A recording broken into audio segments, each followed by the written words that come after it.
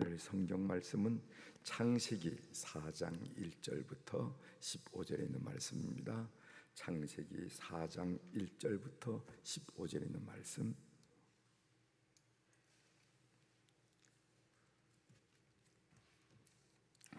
창세기 4장 1절부터 15절에 있는 말씀 이제 봉독해 드리겠습니다. 아담이 그의 아내 하와와 동침하매 하와가 임신하여 가인을 낳고 이르되 내가 여호와로 말미암아 등남하였다 하니라. 그가 또 가인의 아우 아벨을 낳았는데 아벨은 양치는 자였고 가인은 농사하는 자였더라. 세월이 지난 후에 가인은 땅의 소산으로 제물을 삼아 여호와께 드렸고 아벨은 자기도 양의 첫 새끼와 그 기름으로 드렸더니 여호와께서 아벨과 그의 제물은 받으셨으나 가인과 그의 제물은 받지 아니하신지라. 가인이 몹시 분하여 안색이 변하니 여호와께서 가인에게 이르시되 내가 분하여 함은 어찌 됨이며 안색이 변함은 어찌 됨이냐. 내가 선을 행하면 어찌 낯을 들지 못하겠느냐. 선을 행하지 아니하면은 죄가 문에 엎드려 있느니라. 죄가 너를 원하나 너는 죄를 다스릴지니라. 가인이 그의 아우 아벨에게 말하고 그들이 들에 있을 때 가인이 그의 아우 아벨을 쳐 죽이니라. 여호와께서 가인에게 이르시되 네 아우 아벨이 어디 있느냐. 그가 이르되 내가 알지 못하나이다. 내가 내 아우를 지키는 자니까. 이르시되 내가 무엇을 하였느냐. 네 아우의 핏소리가 땅에서부터 내게 호소하느니라. 땅이 그 입을 벌려 내 손에서부터 네 아우의 피를 받았은즉 내가 땅에서 저주를 받으리니 내가 밭을 갈아도 땅이 다시는 그 효력을 내게 주지 아니할 것이요 너는 땅에서 피하며 유리하는 자가 되리라.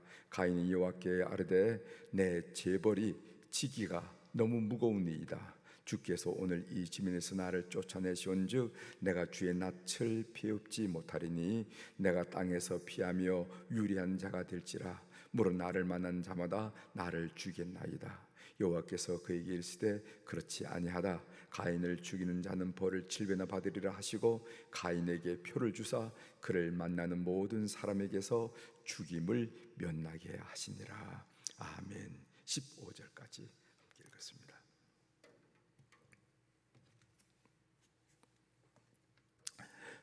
오늘 우리가 읽은 이 본문 말씀 여러분들이 아주 잘 아는 말씀이지만 그럼에도 불구하고 조금은 어려운 말씀이 본문이 아니겠어요?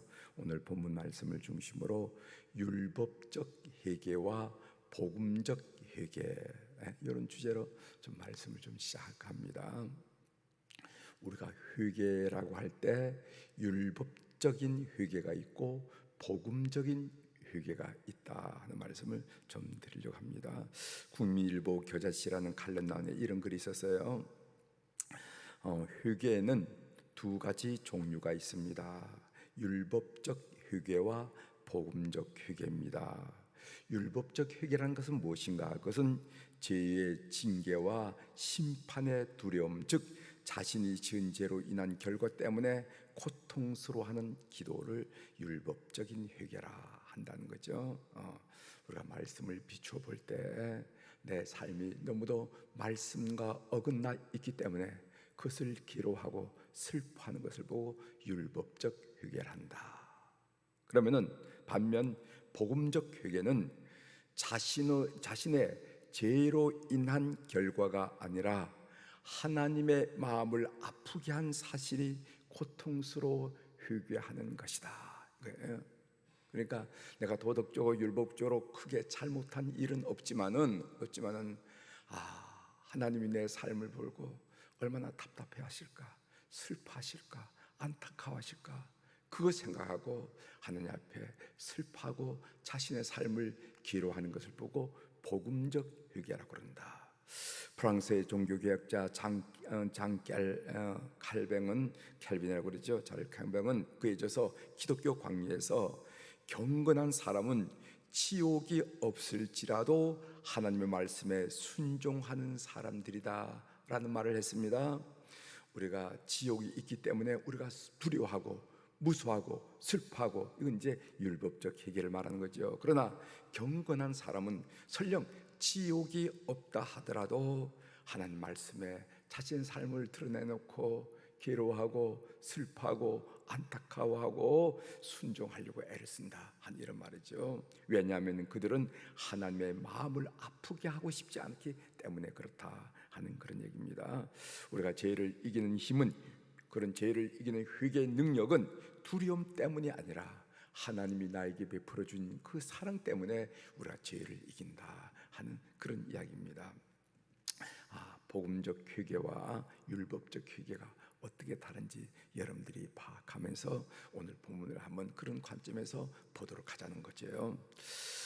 본문 내용은 여러분들이 잘 아는 말씀이죠. 우리가 성경을 보면은 이 죄라는 관점에서 역사를 보고 있어요. 역사관. 그러니까 성경의 역사관은 기본적으로 인간은 죄인이다 라는 관점에서 역사를 보는데, 인간은 죄를 범함으로 불행해졌고 그리고 죄를 해결함으로 행복해지고 구원을 받을 수 있다 하는 이야기가 소위 성경의 역사관이죠. 본문은 최초의 살인에 관한 이야기인데 한번 좀 몇 구절을 좀 먼저 살펴보도록 하겠습니다. 1절 보겠어요. 아담이 그의 아내 하와와 동침함에 하와가 임신하여 가인을 낳고, 2절 봅니다. 그가 또 가인의 아우 아벨을 낳았는데, 여기 사람의 이름이라는 것은 의미를 가지지요. 우리 한국 사람도 자식을 낳으면은 정말 생각 많이 하고, 우리 성도들은 기도 많이 하고 정말 성경을 뒤적거려가면서 아이 이름을 짓지 않습니까? 그런데 우리가 아이를 이름 짓는 것보다 더 중요하게 이스라엘 백성들은 이름을 중요하게 생각해요. 여러분, 야곱이 하나님으로부터 축복을 받은 것은 무슨 빌딩 한 채를 준 게 아니라 이름을 바꿔줬어요. 이스라엘로 바꿔라. 아브라함이 하나님으로부터 축복받았을 때 그 축복이 무슨 빌딩 몇 채를 주면서 너는 뭐 여러 민족의 조상이 되라 이렇게 얘기한 게 아니라 이름 바꿔라 그랬어요. 그래서 아브라함이 아브라함 이렇게 바뀌어진 것을 우리 성경을 통해서 볼 수 있지 않습니까? 그만큼 이름은 중요하다는 겁니다. 그런데 아담과 하와가 아이를 낳고 이름을 뭐라고 지었냐면은 첫째 아이를 가인이라 짓고 둘째 아이를 아벨이라 지었어요. 그 가인의 이름이란 무슨 뜻인가 하면은 얻었다, 등남했다 이렇게죠. 얻었다, 또 소유 이런 의미가 있고, 아벨이란 이름은 허무, 공호 이런 이름을 지었어요. 가인과 아벨은 우리 인생 전체를 대변하는 말이라 이렇게 생각이 되었습니다. 그 이름의 뜻이 우리는 인생을 살면서 하나라도 더 소유하려고 발버둥 치는 것이 우리 인간의 모습이 아닙니까? 여러 영역에서. 그러나 나이가 들어감에 따라 소유가 공허하다고 느낍니다. 그때 비로소 우리는 저 사람의 인생에 철이 드는구나 이렇게 생각해요. 가을철에 모든 산천에 있는 나무들이 이렇게 붉음으로 또 노랑으로 물이 들어가는 것처럼 우리가 좀 인생은 소유함으로 인생이 되는 게 아니구나 라는 것을 느꼈을 때 사람들은 저 사람이 철이 드는구나 이렇게 생각한다는 거죠. 결국 삶은 험한 것이다. 비록 우리가 가인의 삶으로 출발하고 삶을 살아오지만은 결국 아벨이다, 험하다 하는 얘기를 오늘 그 이름이 우리들에게 들려준다 이런 생각을 하게 됐습니다. 그 다음에 3절부터 7절에는 가인과 아벨의 제사가 나오죠. 가인은 농사 짓는 사람이기 때문에 땅의 소산으로 제물을 드리고, 아벨은 양치는 사람이기 때문에 양의 첫 새끼와 그 기름으로 제물을 드렸다는 거죠. 그런데 하나님은 가인의 제물은 받지 아니하시고 아벨의 제물은 받으신다는 겁니다. 그럼 왜 하나님은 가인의 제사 예배는 받지 아니하시고 아벨의 제사는 받으셨을까? 신학자들은 그 이유를 여러 가지로 설명을 많이 해요. 아마 여러분들도 많이 들었으리라 생각합니다. 왜 가인의 제사를 하나님이 받지 아니하시고 아벨의 제사는 받으셨을까? 여기에 대해서 여러분들이 많이 궁금해하시고 그런 이야기를 많이 들었어요. 오늘 제가 강조하고 싶은 것은 삶과 예배는 같다는 겁니다. 삶과 예배는 같다는 겁니다. 자, 한번 보세요. 4절 하반절에 보면은 아벨과 그의 제물은 받으셨으나, 그의 제물은 받으셨으나 라고 말하지 않고 아벨과 그의 제물을 받으셨으나, 이렇게 얘기해요. 그러니까 아벨의 삶과 그의 제물을 연결해서 받으셨음을 우리에게 보여준다는 겁니다. 5절 보십시다. 가인과 그의 제물은 받지 아니하신지라. 가인과 그의 제물, 가인이라는 것은 가인의 삶과 그의 제물을 하나님이 받지 않았다 하는 그런 얘기를 우리에게 아주 분명하게 말씀하고 있습니다. 이 말씀들이 강조하는 것은 무엇인가 하면은 삶과 예배는 같다는 거예요. 삶은 엉터리인데 그가 드리는 예물을 하나님이 받으실까요? 도둑질한 돈으로 헌금을 드렸다면 하나님께서 그 헌금을 기쁘게 받으실까요? 밀수를 해서 돈을 벌어서 무슨 성전 건축, 어떤 사람이 이런 사람이 있었다는 거 아니에요? 하나님, 이번 건수만 잘 되면 제가 성전 건축 헌금 좀 보란 듯이 한번 하겠습니다. 근데 이번 건수가 밀수 건수예요. 밀수 건수. 이렇게 해서 얻은 돈을 하나님이 기쁘시게 받으시냐 한 얘기입니다. 그래서 삶과 예배는 분리되지 않는다 하는 것을 오늘 가인과 아벨의 제사를 통해서 알 수가 있어요. 제가 성경 예를 한번 좀 들어보겠습니다. 사무엘상 15장에는 사울 왕이 아멜렉을 치고 난 다음에 얘기가 나옵니다. 사무엘은 사울 왕에게 아멜렉을 치되 모든 것을 진멸하라고 했어요. 사무엘상 15장 15절을 보면은 사울이 이르되 그것은 우리가 아멜렉 사람에게서 끌어온 것인데 백성이 당신의 하나님 여호와께 제사하려 하여 양들과 소들 중에서 가장 좋은 것을 남기며 그 외의 것은 우리가 진멸하였나이다 하는지라. 전쟁이 끝난 다음에 양 울음소리가 들리는 거거든. 사무엘이 깜짝 놀라가지고 다 진멸하려고 했는데 어디서 양 소리가 들리냐 하면서 사울에게 물어봤습니다. 그랬더니 사울이 하는 얘기가 다 진멸했지만은 하나님께 예배 드리기 위한 제물로 가장 좋은 양들과 소들 중에서 가장 좋은 것은 살려가지고 가져왔습니다. 이렇게 대답했다는 거죠.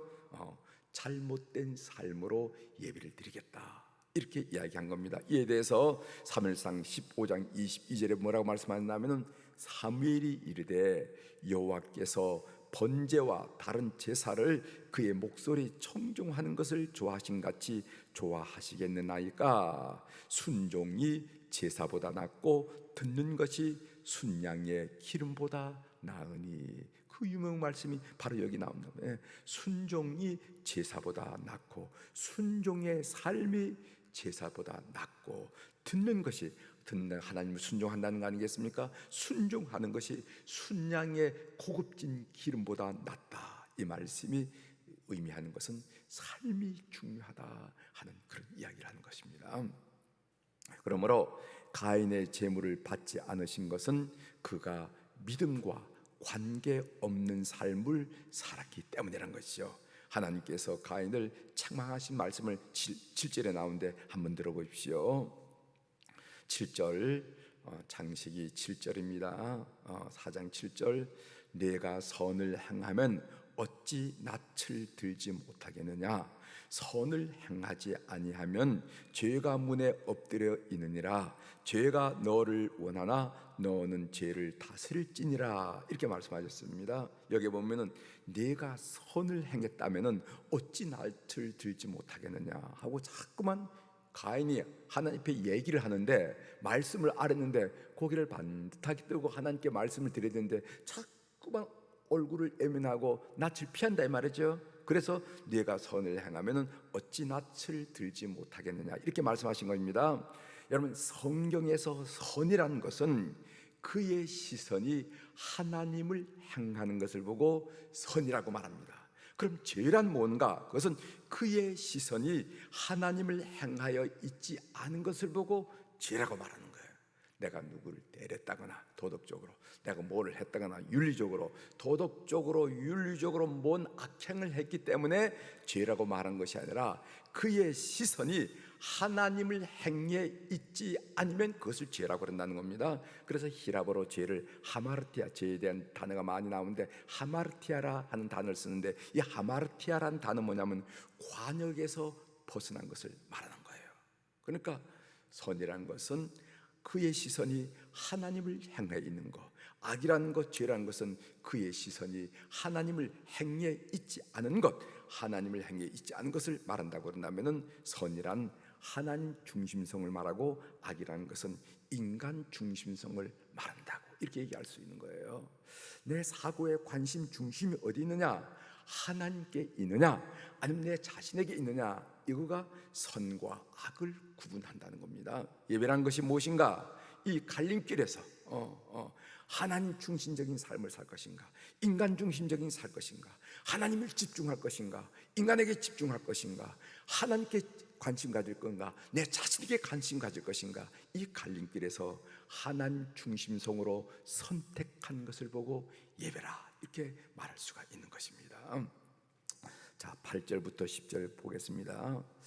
가인의 그의 아우 아벨을 죽인 사건이 나오죠. 이 사건은 우발적 사건이 아니라 계획적인 사건이라는 것을 알 수가 있습니다. 오늘 8절에 보면은 가인이 그의 아우 아벨에게 말하고, 이런데 그 아벨에게 말하고 하는데 그 주석란에 그 주애란에 사 이렇게 해서 사 이랬는데, 거기 이 주석에 보면은 우리가 들로 나가자, 말을 어떻게 했냐면은 우리가 들로 나가자 하고 고대 역본에는 그렇게 있다, 그렇게 써 있습니다. 그 고대 역본이라면 뭐 하면은 septuagin트 70인용 같은 것을 말하는 거겠죠. 그 역본에는 우리가 가인이 그의 아우 아벨에게 우리가 들로 나가자 이렇게 했다 하는 그 번역이 있다는 그런 얘기를 우리가 줄을 통해서 볼 수가 있는데, 그런 것을 통해서 우리가 알 수 있는 것은 뭐냐면은 가인이 아벨을 죽일 때가 우발적으로 왁 하는 것 때문에 그냥 성질에 못 이겨서 그냥 죽인 게 아니고 이미 계획적인 살인을 하는 것을 알 수가 있습니다. 9절 보겠습니다. 여호와께서 가인에게 이르시되 내 아우 아벨이 어디 있느냐? 그가 이르되 내가 알지 못하나이다. 내가 내 아우를 지키는 자니까. 그 타락한 인간의 특징이 이런 거 아니겠어요? 내 아우 아벨이 어디 있느냐? 내 남편이 어디 있느냐?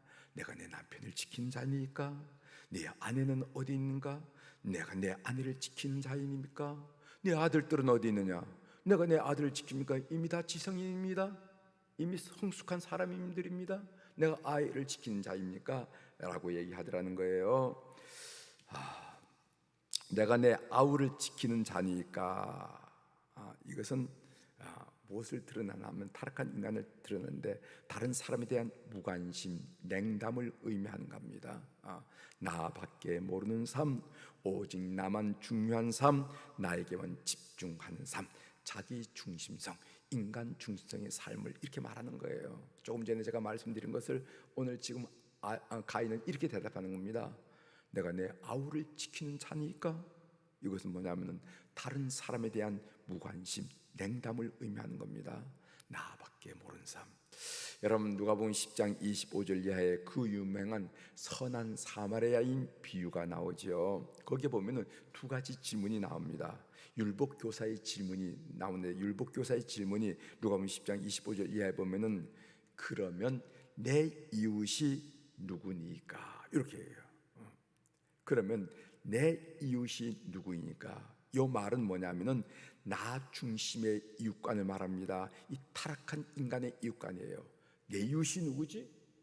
나 중심으로 둘러보는 거예요. 그런데 예수님의 질문은 뭐냐면은 누가 강도 만난 자의 이웃이 되겠느냐 이렇게 물으셨어요. 이것은 타인 중심의 이웃관, 그러니까 약자와 괴로워하는 자, 상처받은 자, 상한 자를 중심으로 그 사람을 누가 도와야 되겠는가?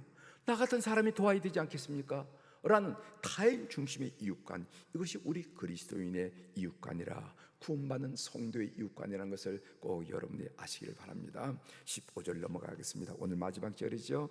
여호와께서 그에게 이르시되 그렇지 아니하다. 가인을 죽인 자는 벌을 7배나 받으리라 하시고 가인에게 표를 주사 오늘 만나는 모든 사람에게서 죽임을 면하게 하시니라. 이걸 보고 원시 복음이라고 그러죠. 아담과 하와가 죄를 쓸 때 가죽옷을 입혀주는 거 원시 복음이라고 합니다.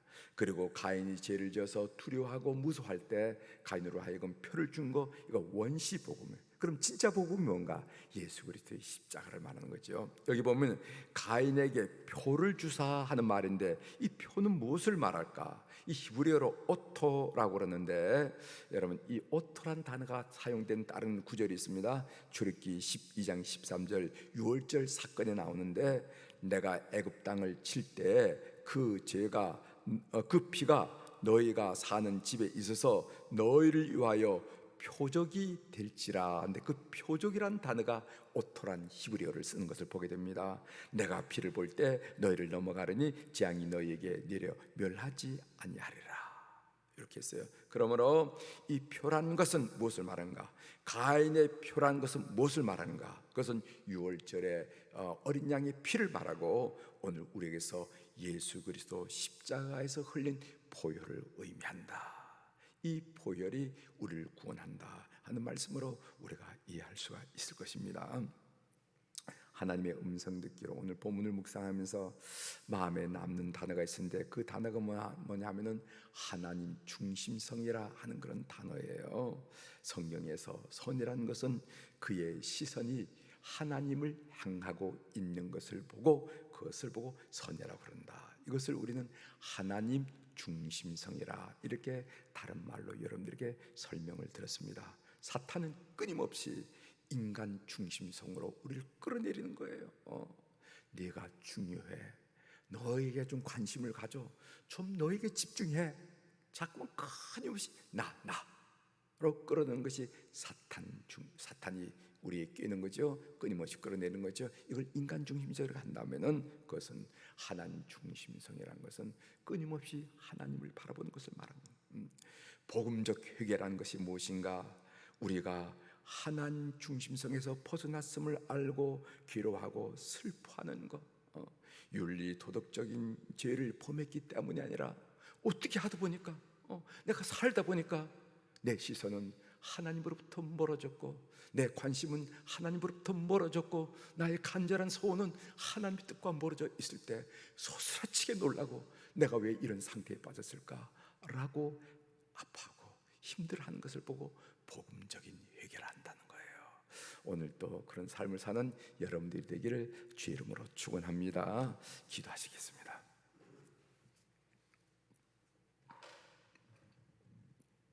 하나님 아버지, 오늘 우리가 최초의 살인 사건인 가인이 그 형제 아벨을 죽인 그 교육적인 사례에 대해서 우리가 살펴보면서 율법적인 회개와 복음적 회개를 연결시켜 묵상을 나눌 수 있도록 도와주시오니 감사를 드립니다.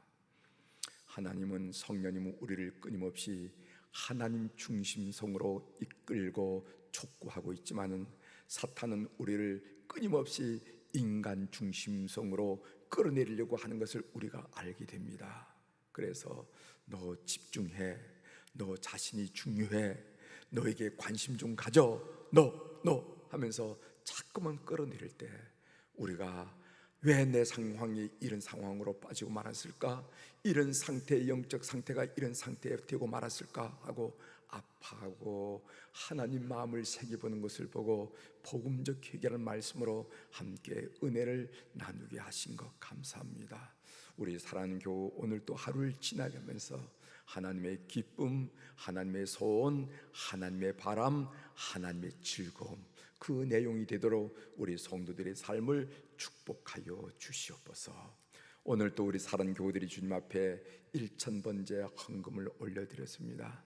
그 이름들, 그 사연들 통촉하여 주셔서 이제껏 우리 삶을 그렇게 붙드시고 이끄신 것처럼 우리를 그렇게 축복하셔서 오늘 또 우리 입가에, 우리 마음에 찬양의 제목으로 우리 하나님이 뚜렷하게 드러날 수 있도록 은총을 베풀어 주옵소서. 월요일날 우리의 환우들을 위하여 기도할 수 있도록 은총을 베풀어 주셔서 감사합니다. 병원에서 또는 통원 치료를 받으면서 치료받고 있는 우리 교우들이 있습니다. 오늘 또 병원에서 참으로 복수를 제거하면서 참으로 생과 사를 오고 가는 우리 사랑하는 우리 교우들도 있다는 거 하나님이 아실 줄 믿사오니 오늘 또 기억하시고 주의 놀라운 은혜가 그 삶의 자락에 드리워진 것을 우리가 볼 수 있도록 은총을 베풀어 주옵소서. 시간과 공간을 초월하시고 역사하신 성령님께서 우리 모든 한우들의 영혼을 살피시고 그들의 심령을 살피시고 그들의 육체에 가까이 가셔서 만지시고 안수하시고 치료하시고 회복하여 주셔서 하나님의 놀라운 은혜를 함께 고백하고 찬양할 수 있도록 은혜를 베풀어 주옵소서. 오늘 또 하늘의 주권과 땅의 주권을 가진 우리 주님의 이름으로 이 새벽에 선포합니다. 내 영혼이 잘된 같이 범사가 잘되고 강건한 축복을 우리 사랑하는 모든 교우들이 받아 누리게 도와주시옵소서. 감사드리며 예수님의 이름으로 기도 올려옵나이다. 아멘.